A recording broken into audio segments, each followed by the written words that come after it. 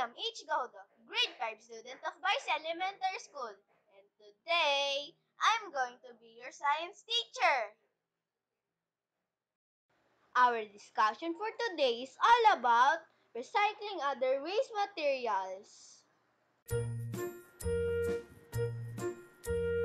Pick the rubber, paper, can, glass, metal, and plastic. Let's do the recycling. Let's do the recycling to make a new product. New product.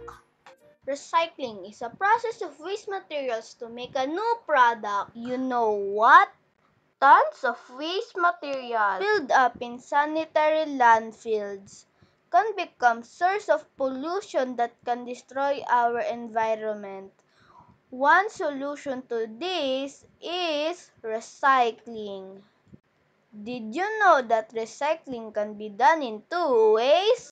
Teacher Matthew, what are the two ways of recycling? Closed loop recycling and downcycling. Closed loop recycling, in this way, non-biodegradable materials such as plastic, metal, cans, rubber, glass, and paper are used to produce new products, same type of material. Downcycling. In this way, the waste product is done by converting the same material into different or lower quality products.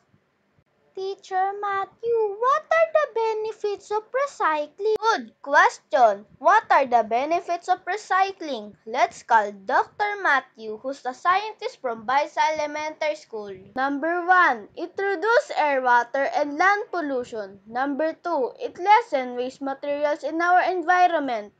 Number 3, it also helps to reduce global warming. Number 4, it can protect the species and habitats of living things. Back to you, Mr. Gahudo.